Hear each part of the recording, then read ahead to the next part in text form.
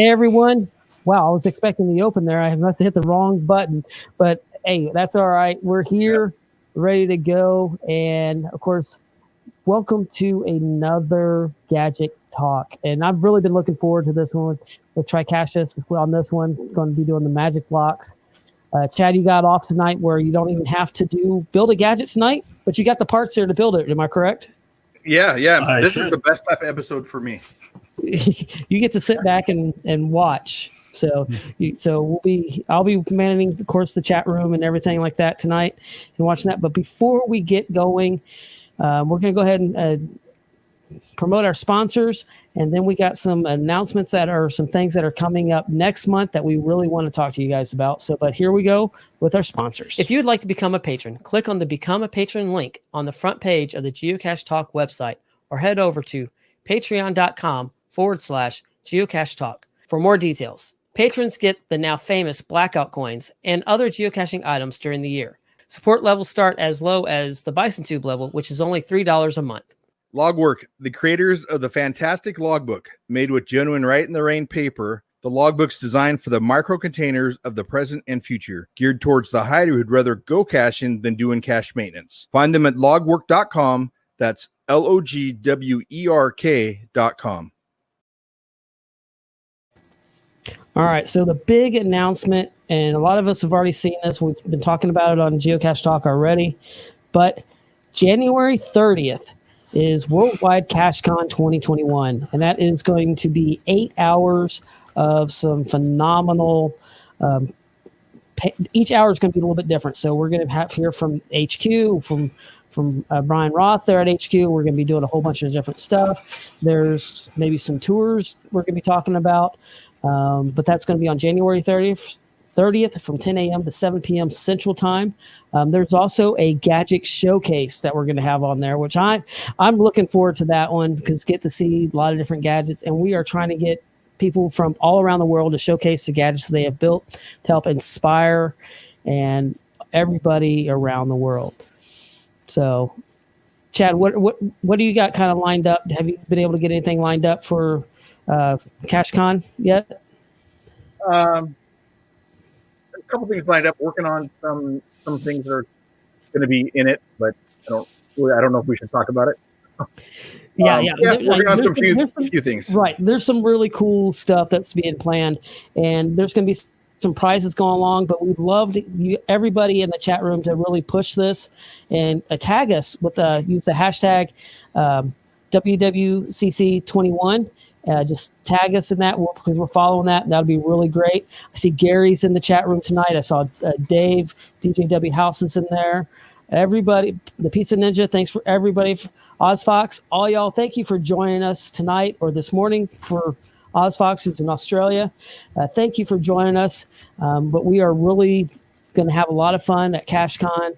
A lot of different things going to be going on. There's going to be some music, and you can also go to the Geocache Talk website at geocachetalk.com/WWCC21, and you'll see a whole lineup of all what's going to happen each hour, or a basic lineup, not everything that's going to happen because it's all still being planned here and there, but it's going to be a lot of fun. So really looking forward to it, and I can't wait. It's going to be a fun day. Yeah, I'm looking forward to it. It's going to be awesome. So, and then also wanted to remind everybody to go to the shop on the geocachetalk.com website. If you go down to shop, you can actually go on there and you can purchase the coins and the package deals for the different podcasts, or you can go to the chromaprint.com as well if you want to. But it's the easiest way is just to go to the bottom of our webpage there and click on shop.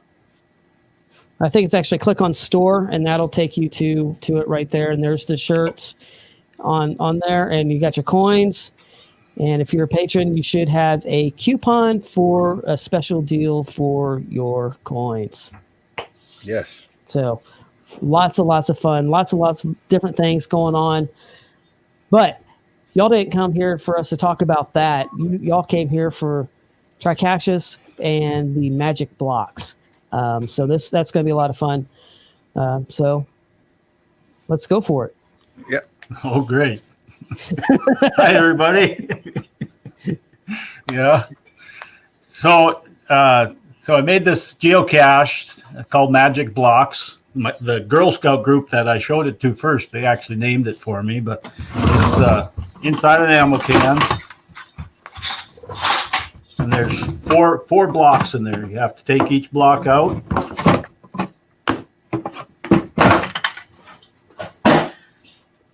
And then you have to line them up in the right order to get the numbers to light up. I don't know if that'll show up on there or not, but if you put them together, they light up. Yeah, the lighting. I can see the LED right there. Yeah. So in order to put them together, and then it lights up the combination. If I can figure it out, got to get them in the right orders. But so inside each one of these is two double A's, and there are reed switches. And the reed switch, the way it works is when you bring a magnet up to it, it turns it on or it can turn it off. There's two different types of switches. Yep, that's the inside of the ones I've got. So there you can see the 7-segment LED on the front, and then the two batteries are kind of wedged in there on that particular build. The one I've got now, I've actually a bigger case, and I was able to use regular battery cases, so you don't have to goof with it as much as I did. But so, like I say, there's the reed switches. There's normally open and normally closed. So a normally closed one would always be on, and if you put the switch or put a magnet next to it, it shuts it off. Where a normally open would be off all the time unless you put a switch magnet next to it. And I don't know if anybody knows what type of magnet this is. There might be a couple of farming people out there, but so this, a big magnet. like you say, it's a what? It's a big magnet. It's a cow magnet, actually. We actually give these to cows, and then they, if they happen to come across any metal, it'll stick to that magnet instead of getting punctured through their intestines. But it sits in their stomach in the bottom and collects all the little metal pieces they accidentally chew up. But so there you learn something about cows. But anyway, so like I say, reed switches, normally open or normally closed, and you can do different things with them to create different caches. So the ones we're using are normally open, so that switch is off until you put a magnet next to it. So on our cases, let's see. On our cases, we have a magnet on one side and then the reed switch on the other. So when it comes together, then it would light up. I suppose you kind of see it, but so when they come together, then it'll light it up, and you have the magnet and the reed switches in different locations so you have to line them in the right order. So That's what really I ended up doing, what's that? That's just really cool. And there's several people in the chat room said, yeah, that's a cow magnet. We got Just Finding Our Way said that's a cow magnet. Audio said, There you go. Cow, LOL, what?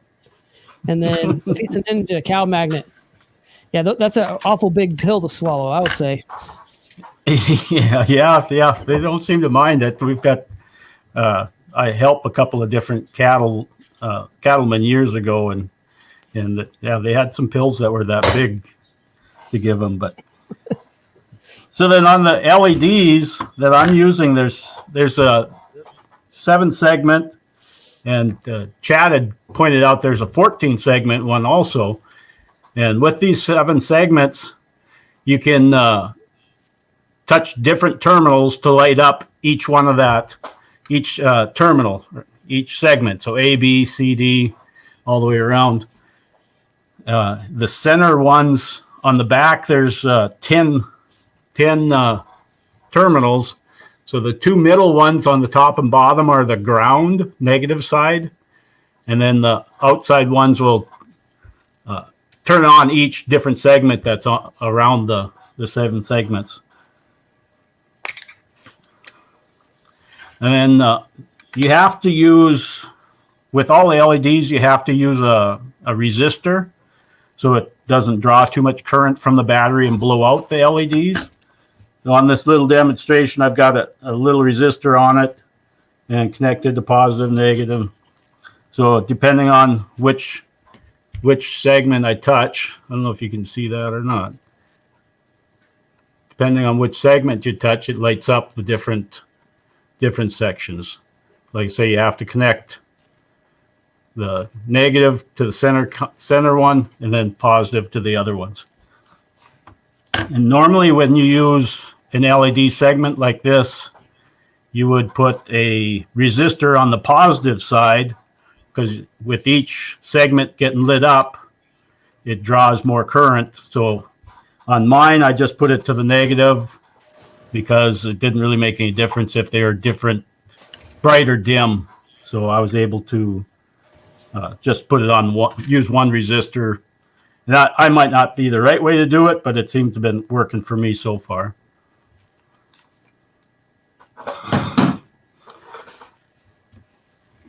So on my cases, the cache that I built, I was actually using a little smaller case than what I've used now. With the little cases, it was a lot tighter. I wasn't able to get the battery box that I used. With this bigger one, I'm able to get the battery case in there, and I've got plenty of room for the wires and everything. The other one's a lot tighter with the smaller cases that I used. But you can see that I've got one reed switch here, and then I've got a magnet top and bottom for the next boxes to the right or left of it. That's really and then cool. You can and all the parts for this build are on the website here on Geocache Talk. It's Geocache Talk / Magic Box. And you can go there, and the links are all on there for you to go ahead and get these parts as well. So you can always go check those out. Now, I have one question there, Chad. So one of the reasons why you're using that bigger one as well is because that has the seal in it, right, for waterproofing those? Yeah, definitely. It's kind of water. Well, it's inside an ammo can, so I guess I'm not worried about it. But yeah, both that small case does have a little rubber seal that you press in around the lid, and it does make a really nice tight seal. Just press that around in the opening, and then there's 4 screws that hold it together. It's a durable case. Like I say, that cache that I have there has been out for quite a few years, and I haven't had any problem with it. I've never replaced the batteries in it or anything yet. Yeah, that was my next question. Is if you've had experiences on different types of batteries, what lasts longer? Yeah, these are just regular alkaline that I had been using. I debated on putting lithium ion ones in it, but the alkalines have lasted for several years already, and it doesn't draw that much current, so it is. I think it works really well for me. And that's really cool. And if you are a patron of Joshua the Geocaching Vlogger, you actually got to see this in the patron feed this last weekend. I thought it was actually kind of funny that he had that in there. And of course, I saw you, Chad, Trycacheus, jump in there and say, "Hey, we're doing the build on that this week." And so that was really a lot of fun. So if you are a patron of Joshua, go check out the video. You actually see him actually doing this exact cache. So now you get to learn how to make it. Yeah, when he was down here the first time, I knew he had done that cache, and I thought, well, I wonder why he hasn't put that video out yet. And then this weekend, I seen that he sent it out to the patrons because my phone number was visible all over the container. So, but yeah, it was kind of neat to see it, knowing that I was going to be on the show today. And I thought that was kind of funny. Mm-hmm. I was hoping that he would be in the chat room tonight, getting to see how to make it. So yeah, I might text him and find out where is he at. So on the container, like I say, I mapped out where I want to put my switches or magnets in a row, and with these reed switches, you take drill a 3/8 inch hole So I've already actually got this marked out.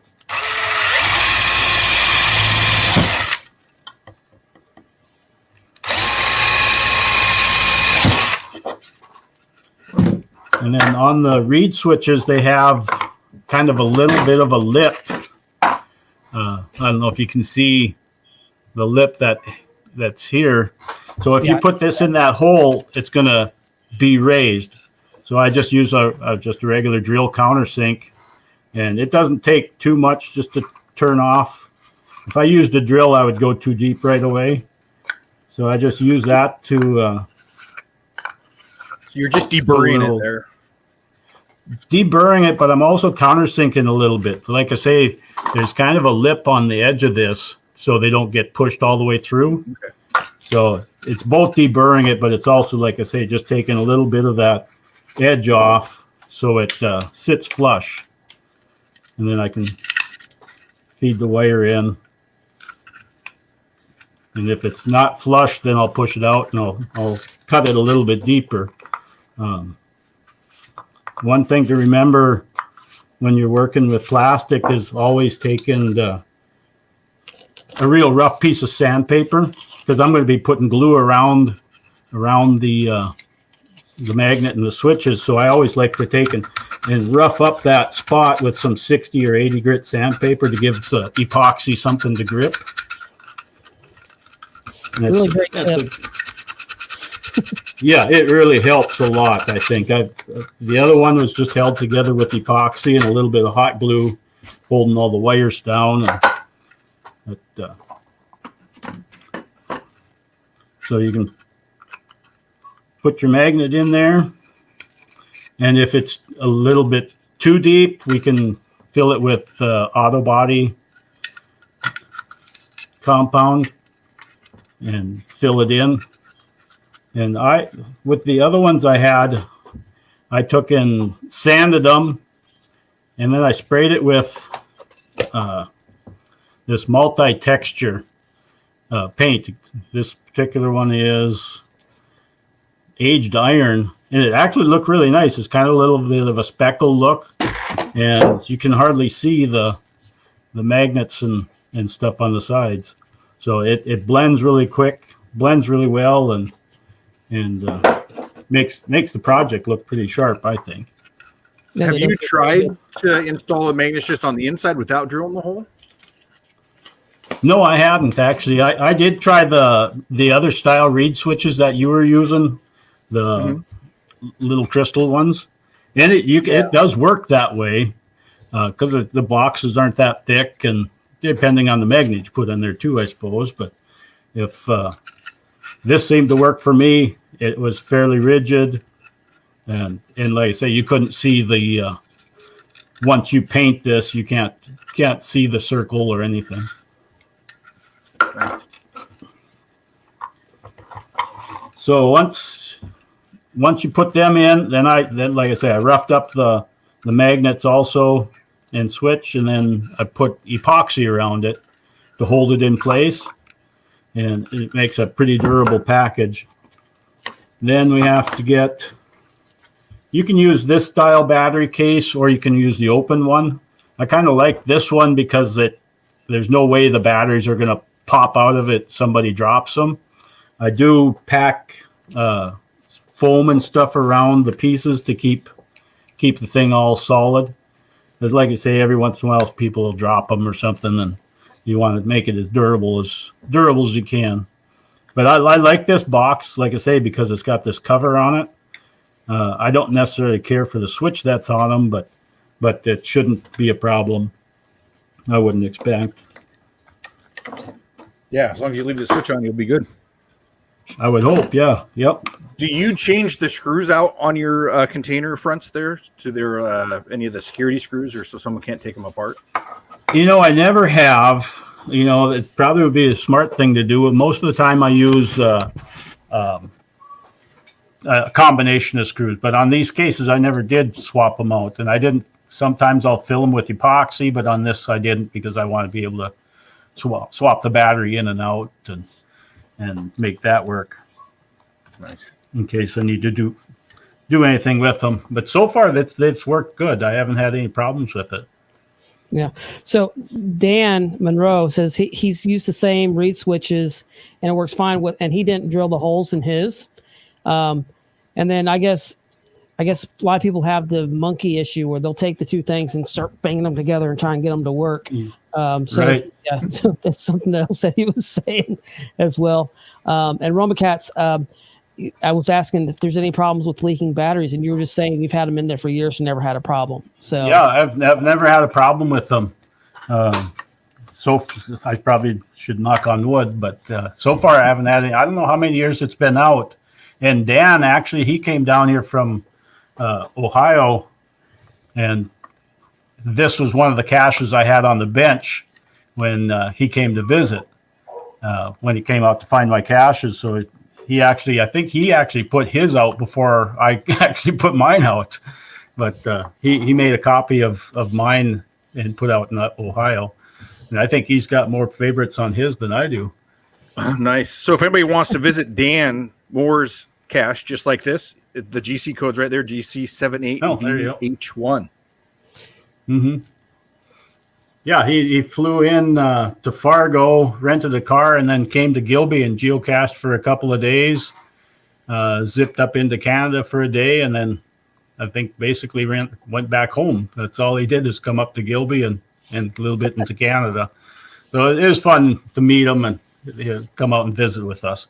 Well, that's what everybody does to Disney too. They just go into Florida or California. They go to Disney, and that's all they do. So same thing for Gilby, right? Yeah, that's right. Yeah. Geocachers. I need to plan a trip to get your caches. I do too. No, they aren't near as fancy as your guys. You guys have some pretty amazing caches that I see. Roomba cats. From what I've seen. It's just crazy. See it. Yeah. I'm going to have to get into 3D printing. It looks like it at some point.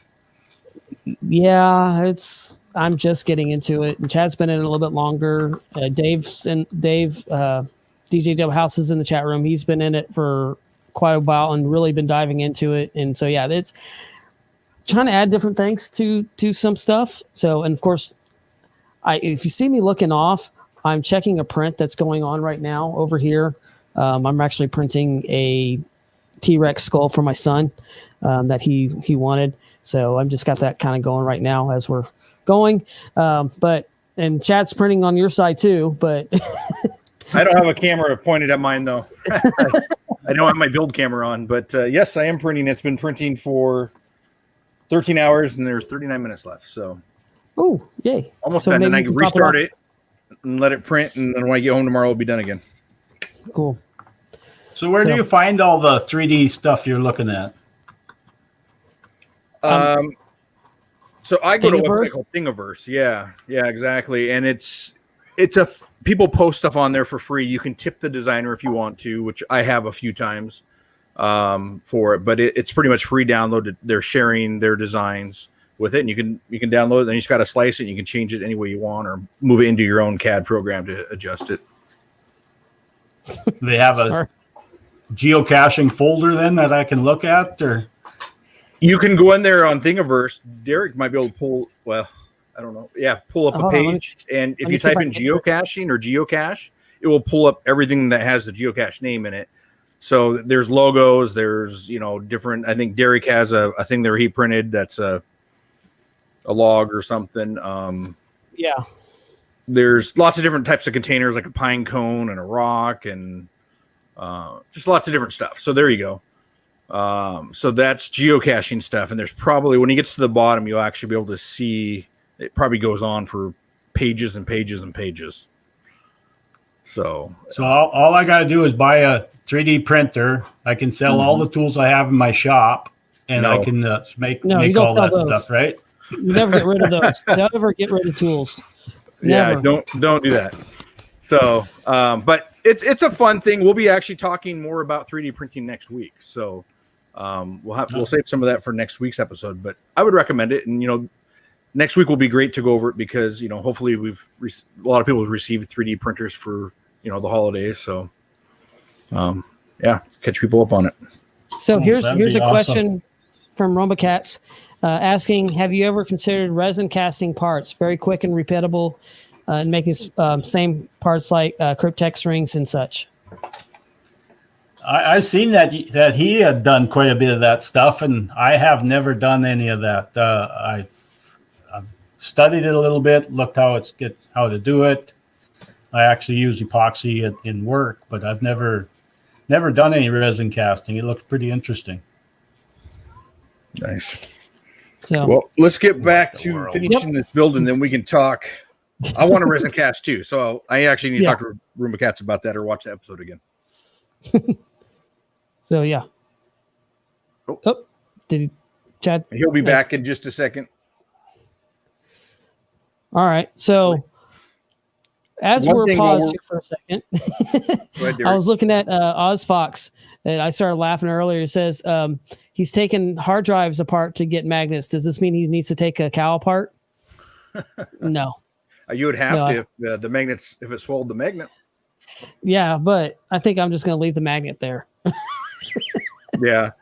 One thing you could do too that I can go over while we're waiting here is I have done several projects where I use 7-segment displays, and this is one of them with an Arduino system.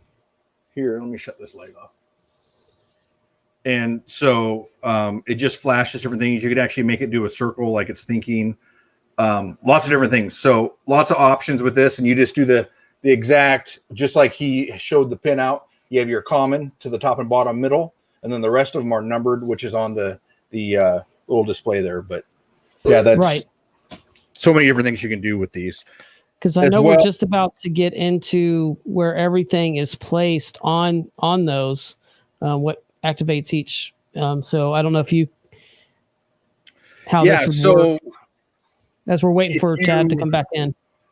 yeah, let me see if this one here is easier for me to read. Okay. So you have your common in the middle, on the top and bottom. Oh, I'm using my arrow on my computer, which doesn't show I was through. doing the same thing.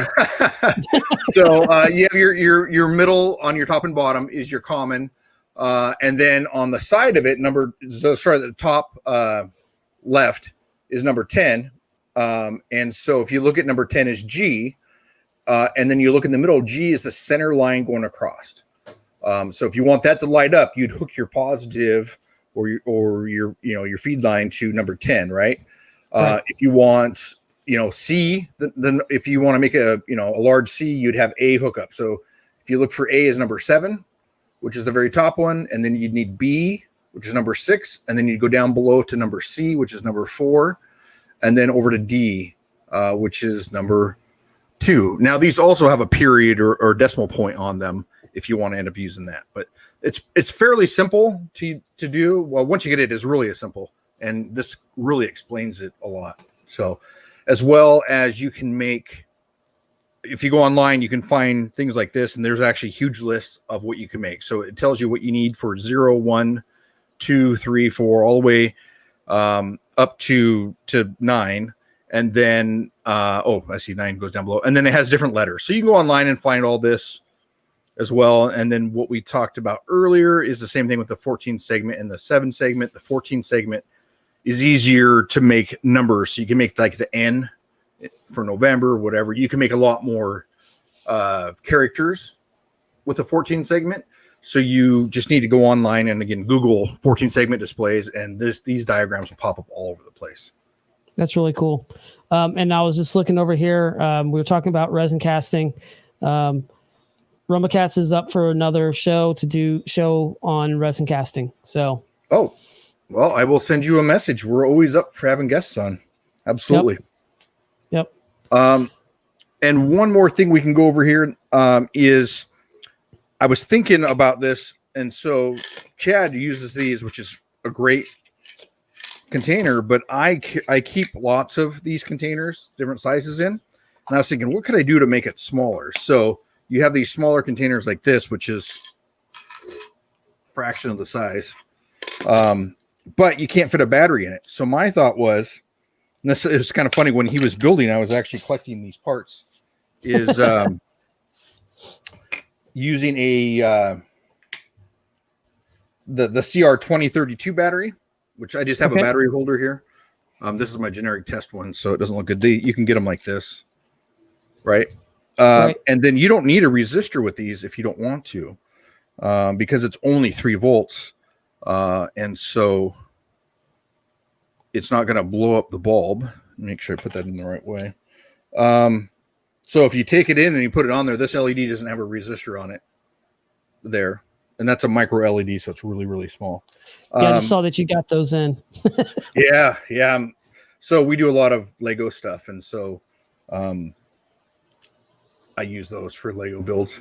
So if you take this and hook it to common, which I hope this wire is be the right size, and then you can take your positive and hook to anything else, it will actually light up that figure, and you don't need the resistor on it. So you wouldn't have this long of a wire, and you wouldn't need the LED on here. So you could actually take this thing and you can put it in a very compact space container. And if you used one of these reed switches like we've used on our show before, One of the plastic reed switches. yeah, exactly. And then they actually come with a little set of magnets too. I think Yeah, those are really tiny magnets. Would that go through the plastic if you had, or would you have to drill out? I'm not set up to test, so I'm not sure. So anyways, if you see it, I mean, this stuff, the reed switches in there and the battery pack and this, it would last a while because it's only drawing power when it's connected. And these batteries here, we run them on a 1 LED and they will run for 2 days without shutting off. Right. So and Dave, DJW House, is saying there's a half AA size batteries at 3.7 volts, another option as well. yeah. So just an option. I'm sure they won't last as long as Chad's will with the 2 AA's, but it's an option if you want something a little bit smaller. Right. I know Chad was having some issues with his internet earlier. So he looks like he's still having some issues.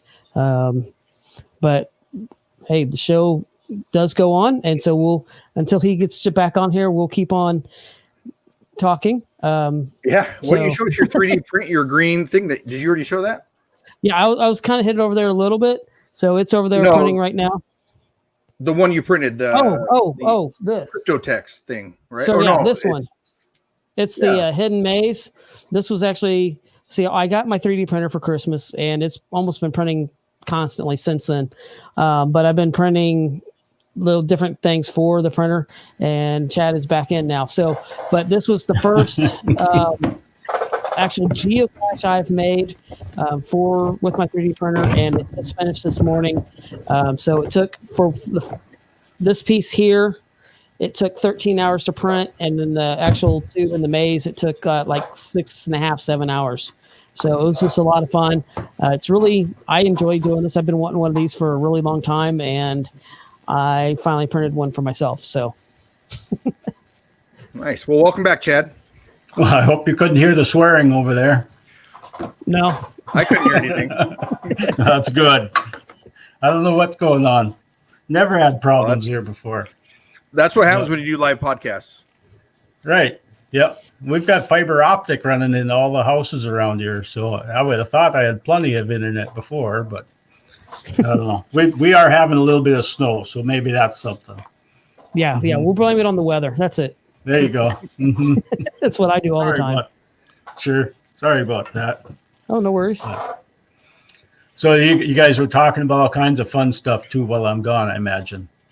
Yeah, we dove a little bit into some of the 7-segment display a little bit. And we're talking about some different power options as well, even making it how we might be able to make it even smaller. But we're kind of diving into that. But we want to see you finish up on this build. So we're going to let you take it away again. Okay, we'll try to see how long that lasts. So once I get, I can set my battery in place, and I've got 2 magnets on this one, the reed switch. I've got a 100 ohm resistor connected to one of the commons. There's a common on both sides. In the center is both common. You only need to connect to one. and then the others are all the positive side. So I'd have to decide what I want to use for my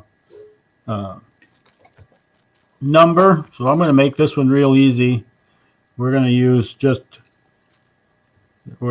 a 1. That's going to be the simplest one, and I can turn on my battery, and then I can figure out which ones light it up. So we're going to connect to this terminal and that terminal. So we just have to put power to one, and then from here power to that one, and we'll be able to fire that. Did you go over what size resistor you're using? On this one, I'm using a 100 ohm. You can use. There is a table that tells you what you're supposed to use as far as how many LEDs you put together.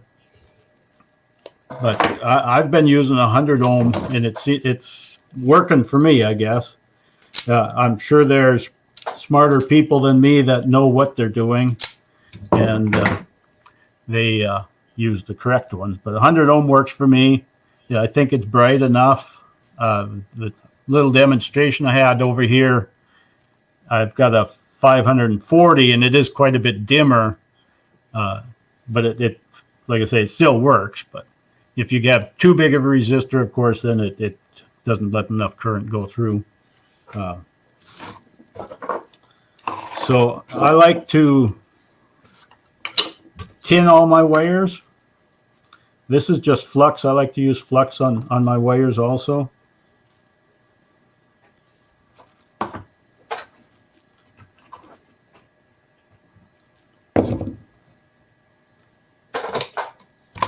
So for the audio listeners, what Chad's doing is he's added some flux to his wires, and now he's taking a soldering iron and adding and tinning the wires as he's going through it.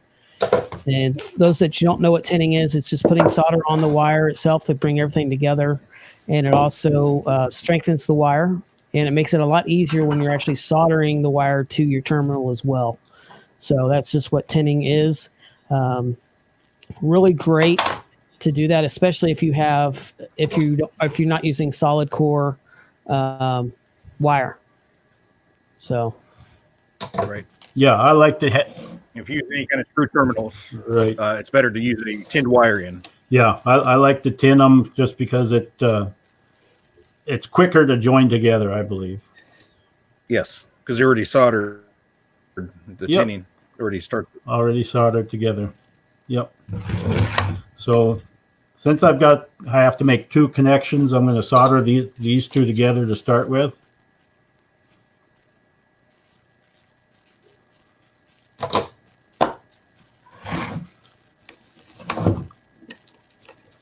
And let's see. On the other ones, I had removed all the terminals that I didn't want to make it easier to get at. On this one, I think we'll be able to do it without that. And I haven't. I don't usually use shrink tube on them, because after I get the wires put together, I'll cover it with hot glue, and it's not easy to do this on camera. No, it's not. It really is not. Yep. Because everybody's everybody's staring at you. Yeah. It looks like you're tinning It G, does. which is the middle one. Is that correct? Or are you tinning the first one? The very first one, yeah. Yep. Hopefully I got the right one. That's G, which is the center line. No, I think we're looking at it backwards. Point. This would be B. B and C are the 2 I'm trying to connect to. Because this would be the top, and that's the bottom. B and C. Yeah, so it's flipped. Hopefully I got it right. Oh, we'll find out. Yeah, exactly. Oh, there's a cat in the background. Yeah, I just saw. Yeah, I've got a bunch of unhappy cats. I locked them out of the shop, and I'm surprised my dog isn't scratching at the last show I was on. Yeah, the cats decided they wanted to come in. So That's into the fine. I don't shop. think we've had very few guests on Gadget Talk that have not had cats that has made an appearance. Yes. Yeah, and this particular cat, he's not as friendly as most of them, so he's usually skittish. So I'm surprised he must have figured out that nobody's around, that he can have the run of the place. So look at that, I did get a 1. All right. So I take my cow magnet and put it next to it. But like I say, I take and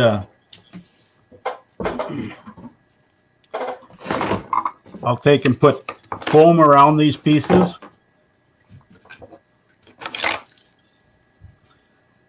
To keep that battery still. Another Make sure great. That's a great idea. Yeah. Like you said, people are throwing them around and dropping them, and so you want it to be as durable as you can. I'll put. And like where do EVA you foam? get your foam? It probably came from some packing I found, something I bought, I suppose, and then heating up my heat gun, my hot glue gun. Yeah, I don't know how you guys have your shop so clean. I can't understand how you can. You don't see I've the got, entire shop.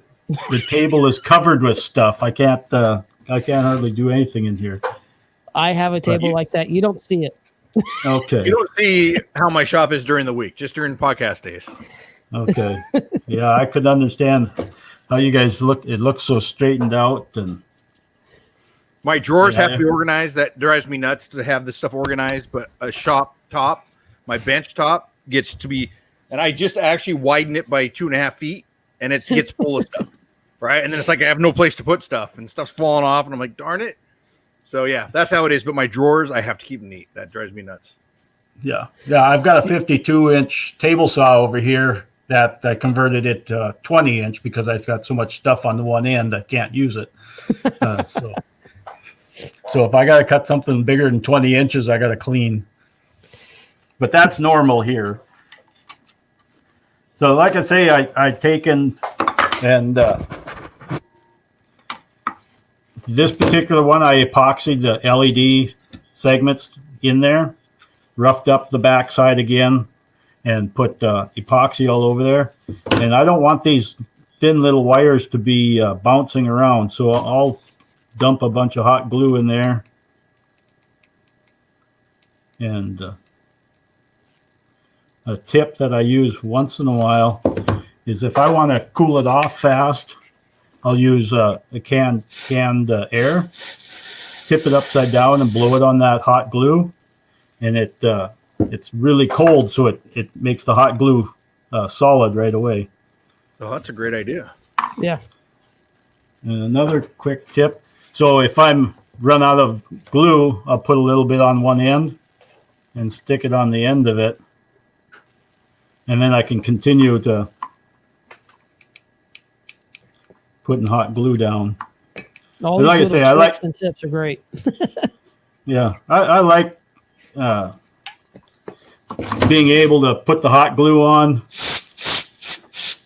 spray it a little to cool it down, and then it makes it hard just about right away. I'm going to steal that idea from you. Yeah. Me Oh, too. yeah, I I- gotta get some more compressed air now. I have 2 cans of compressed air that's been sitting here for over a year. I'm like, that might come in handy sometime, right? There you go. Never used them. They've been sitting right over here. Now I have a reason to use them. Right. Sometimes Yep, it's and not I bad got mine to right use. here by my computer. So yeah, we're But yeah, it really works good with the hot glue. Like I say, instead of having to wait for it and you end up putting your finger in it and burn. But that man. If I would have known this earlier, I would have kept some fingerprints. there you go. So once I get that put together, I know this is the number one. I'll put a block in here to keep the battery from flopping around some more. And the one thing when I was playing around with this earlier, when I took my old ones apart, I was trying to connect them together and get it to light up. Well, here I had taken it off, but then I rotated my screen, rotated the LED, so it wouldn't read the right. So it took me a long time to figure out what I had done wrong until I figured out that I had put the rotated that top piece. So it wouldn't read the read switch. It would read the read switch, but I had to rotate The number would be in the wrong direction. Yeah. The number was on the wrong. Yeah, the number was upside down compared to where it was supposed to be. So I guess I skipped a step. So like I say, I like these cases because they've got this rubber strip you can push in there. Yeah. And work your way around there. And it makes it's a nice case. It's very durable. Like you say, it's watertight. But get it back together and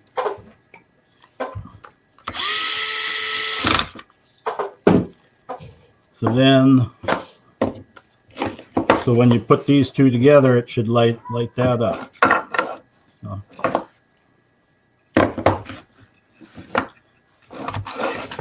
So 3, 4, 1. Yep, that's what got started anyway.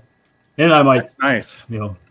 Yeah, it's kind of a neat idea. I've used it. I've got another cache that I built that instead of the blocks, there's a magnet that is in a piece that you got to put in a certain spot, and there's LED that it lights up the combination also.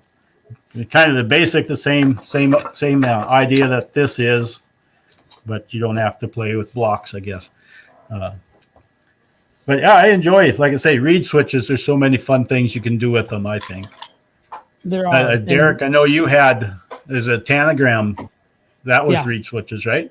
Mm-hmm. That was all reed switches. That was the little plastic ones. I actually got the idea from Chad. So he showed me something. I was like, hey, that's really cool. His was in an ammo can. It's back there somewhere behind you, I'm sure, Chad. It's on that shelf back there. Yeah, but I wanted to put this into a birdhouse. So that's where I did that one. And in fact, I've been painting that one over the break. So that one's been continually working on that one.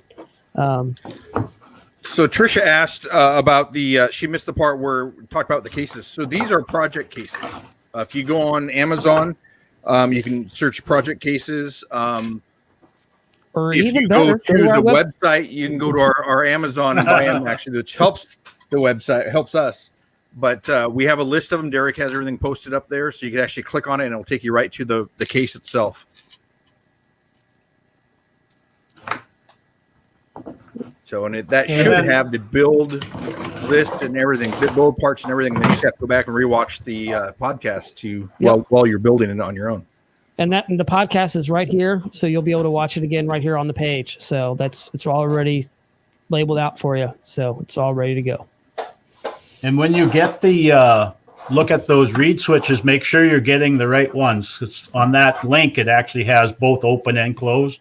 So you want to make sure you're getting the open reed switches. Otherwise, it's on all the time. So then after you make the cases, you have to make sure that they don't get stuck in the ammo can. So they have to be separated. Otherwise they will turn on. So make sure you've got a way of separating them, and they can't slide around and accidentally get too close to each other and turn on. But yeah, it's been a fun cache. Most people seem to figure it out fairly easy, I think. Roomba Cats has a question about do you ever have any reed switches that stick together stay closed after you remove the magnet? I had Joshua did a video on the puzzle cache I made that was a picture of my path tag, and that one was sticking. And what that one, when you put the puzzle pieces in the right spot, there was a magnetic coil that opened up the latch. Well, when the latch would go back closed, the spring would push it closed. I think it was generating power, and that's when it was goofing up. So I ended up putting a diode in there. Actually, I might have even used an LED, but I put a diode in there so the power can't go backwards through the reed switch. It didn't seem to be happening when it was opening. It was always happening when it was closing that it was freezing. But with these blocks, I haven't had them lock up at all. Yeah, I've had the issue with some of the LED screens. When you activate the latch, the screen will actually get scrambled because it's getting feedback from the latch. And so I'd put a diode in there to eliminate any feedback. So that's a great idea. The case holding these boxes is really nice. What did you use as the base? Is the wood foam or plastics? I think he's talking about inside your. Yep. So I'm a carpenter, so everything is wood. I like to use if it's outside. I always build my containers out of Trex decking. I'll build a deck once in a while and accidentally order too much material and so I have plenty of decking to work with. Hopefully my neighbor isn't listening, but she has a lot of containers out there. Nice. Okay. And that's it's really cool how that came together and the multi layers and all that. How you keep those separated in that ammo can. It's really cool. I love that. Yeah, that didn't occur to me right off the bat that I had to keep them apart. Because, like I say, they slide around, and of course they're going to come together at some point. So, yeah. Do you want to share that GC? Oh, sorry. Go ahead. Do you want to share the GC code for this cache that you have out there, or do you want to keep it a secret? If you want to share it, you know it. That's fine. I don't know that I know it. Oh, to share it, I could look it up quick enough. Probably be quicker for you to look up than me, but I like to share the codes if we can. That way, people can put on their watch list, or if they're in the area, they know what to look for. But they could also look you up by name on the geocaching app as well. Sure. Yep. Trycacheus. GC code is GC7RCC1. GC7RCC1. At the moment, it's disabled because I've got it in the shop. So. You beat me to that. So don't go and get that tonight. Like I say, Dan Monroe, he built. I hadn't seen his. I think he may have sent me a picture, but I think his has been out a little longer than mine after he came and visited, and he's got a higher percentage favorite points on his than I do, so that's always fun. But yeah, he was a fun guy to have around. Yeah, favorite points is one of those things. I don't know anybody that has 100% favorite points, so I've kind of quit worrying about getting them or not. Yeah. Right. Now my mind is running like crazy how I might be able to use some of these 7-segment displays in a birdhouse. Yep. So look for that build soon. Yeah, it's so dirt simple. I mean, when I figured it out, I thought, well, that's easy enough to do. So yeah, then of course I've got my little Ziploc bag of ideas, and 7-segment displays are in a few of them. Now, didn't I win that Ziploc bag during the last podcast? Didn't we have an auction on that? I don't recall. I guess that I remember my an mind. auction or something was going on. Okay. About that bag. I don't think I received a check. So. Oh. I thought you were getting half of it, Chad, and I was getting the other half. Yeah, something like that. Well, you know how bad the mail's and shipping's been delayed over this Christmas because of all this mess going on. So maybe it'll arrive sooner or later. I'm sure that's checks in the mail too. Yeah, checks in the mail. Yeah, it's in the mail. Famous last week. So, but like I say, it's real simple to build. I think anybody can do it. If they have any questions, they certainly can get a hold of me. I'm happy to help if I can, except for Jerry. Genies can. Yeah, Jerry was wondering where all this deck stuff went, and I guess now he knows. Oh, that's right. I built him a deck too. Shoot. Yeah. I hadn't thought of that. Yeah. Nice. Well, yeah, if you want to share any way people can get a hold of you, you're welcome to do that. Otherwise, they can email us here at the Gadget Talk Podcast at gmail.com with any questions, and we can forward them on to you as well. If you don't have any contact. They can get to me through the geocaching website, I'm sure. Okay. Too much difficult. But yeah, it's a fun. Like I say, if anybody's interested in making one, they got any questions, I'm happy to help out with any of the caches I've built. The geocaching blogger had been out and visited quite a few of mine and put them on the internet. I see, and it's fun to see them playing around with them. I enjoy hearing the stories after people find them and try to figure out how they got in. Yeah, after seeing his videos, it's like, okay, I got to get up there. So, to me, that's the best part of vlogs is reading them, right? Knowing about your experience, seeing your experience, and hearing about it. Yep. And even watching. Sometimes I get to watch people find the caches, and it's fun. Mm-hmm. That's why I make them. Yeah. The end of September, we're going to have a Gilby Gone Wild event again. We had one this year, kind of scaled it back quite a bit. We ended up with I want to say it was close to 100 people, but that was scaled back. So the end of September sometime, we're going to have an event in Gilby again, if everything gets straightened out with the world. But yeah, we'll sounds like we need a podcast trip. Sounds like Yeah, we'll talk to Gary about it. We'll talk to Gary and him about it. Yep, come up and do the Fargo Moorhead Geo Tour. And actually, I think these blocks are going to be put into that Geo Tour when I get them finished up. Geo needs another cache, he says. So. Nice. Yep, OzFox says it makes it look easy. And once again, if you're looking for the build parts, you can go and get those online at the geocachetalk.com/Magic Box. And there's your parts list is already on there. And then you get to watch us again as you learn how to put everything back together. And also, if you have any questions, go ahead and send us an email. That's gadgettalkpodcast@gmail.com. Would love to hear from you. Also, don't forget, if you are building any of these caches or anything like that, please tag us at Gadget Talk Podcast, and that's on Instagram, Facebook, Twitter, all those. I don't know if we're on Facebook at Gadget Talk Podcast. Are we, Chad? Yes, it has Facebook. Oh, yeah, yes. we got to. All right, so we got Instagram and Twitter. You can tag us in that. I would love to see you on that. So, but that is phenomenal.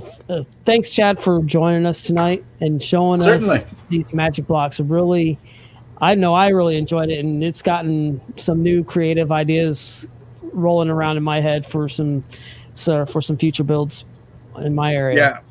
Yeah, me too. That's a great concept. I mean, I never even thought about the use of the reed switches for that. Yeah, I hadn't either. And it for those that don't want to have to do Arduino stuff, this is another way to make a smart cache not smart. Yeah, it's so simple. Like I say, and that's right up my alley. Simple. It's got to be easy. So that 3D printing and Arduino stuff. I got all the Arduino stuff ready, but I haven't pulled the trigger yet. I was showing while you were off taking your break. Here is something that I actually had made. Let me shut this off again. With an Arduino, using these same type of things. This is actually for a different project I have going on. But just different things you can do. You can make them flash. You can make different numbers pop up and down. But sure. It's using the exact same wiring you did, the same concept, except for you added to the Arduino. Right, and the Arduino, all it's doing is just sending the signal to that line each time. Mm-hmm. So that's just really same concept, but just adding that to it. Yep. Yeah. So, but before we go, we want to also mention once again Cachecon coming up. Worldwide Cachecon 2021, January 30th from 10 a.m. to 7 p.m. And it's going to be a lot of fun. We've got so much stuff going on. There's going to be a gadget. One of the hours is a gadget showcase, and we're hoping to have a bunch of gadgets from all around the world, and the builders showcasing those gadgets. So that'll be a lot of fun. It's not a podcast. It's going to be more like a shower, not a shower, a show. Sorry, it's late here in Memphis. It's almost not late. It's 9:00, but it's been a long day. But it's going to be a lot of fun. So I'm really looking forward to that. There's so many different hours. We're going to be talking about trackables, geocaching, and how geocaching is for everybody, geocaching around the world. Brian Roth's going to be on there from doing a keynote speak. So it's just going to be a lot of fun during that. So go ahead and help get the word out and about Worldwide Cachecon, and it's going to be all over the place, and it's going to be a lot of fun. Since we can't really go to any physical events, we figured this would be the closest thing that we could do. So right. Yeah, it's going to be a blast. I'm looking forward to a lot of things. People who haven't been to HQ, maybe seen the back workings of HQ, you have the chance to actually see that, and it'll be really fun. So it's going to be awesome. I also wanted to mention to anybody there who has ideas for caches for building, maybe you have an idea to build one, but maybe you don't know how to exactly execute it. Send us a question, send us, some ideas to the gadgettalkpodcast@gmail.com, and let us know, as well as photos of builds that you've done. We'll actually next week be talking about some 3D printing, and actually I've received several photos from people who have built caches from the podcast that we'll be sharing as well next week on the show. So I've been kind of holding them up for a special show. So we'll have that next week. Yeah, it's going to be a lot of fun. So, yeah. And that print's still going, and it's got, about another 4.5 hours for this part. And we'll be getting into more of this next week, but the front part of that you're seeing there is actually a support because it's a jaw bone of a T-Rex, and I have it on there just in case it needs it. So that way it doesn't droop or bend down. So that's what you're seeing there as it's making. Mine just finished printing. And there's Chad's just finished printing something. Yeah. So it's kind of cool. Lots of different things that you can do with the 3D printer. Yeah, maybe I'm going to take up a collection. I might have to start doing 3D printing also now. Well, Santa Claus brought mine through the way of my wife. So nice. I wonder if my wife's listening. Well, we can send us her email, and we'll send her the podcast. I'll segment it. Here's your Valentine's gift. So, but all right. Well, that was a great show. We really appreciate you coming on and showing us this build. Thanks for inviting me. Think about. Make sure you send us a message. We would love to have people on, as well as anybody else who's listening. If you want to come on and do a build on the show, you're more than welcome to. That's what we're here for, is to let people come on and share your builds and your ideas with everybody. So send us an email and let us know. Yep. Looking forward to it. And like Chad said, next week we're going to be talking about 3D printing and showing some other caches that people have built from the show. Really looking forward to that. But thank you for joining us tonight, and we will see you next week. Bye, everyone. Thank you.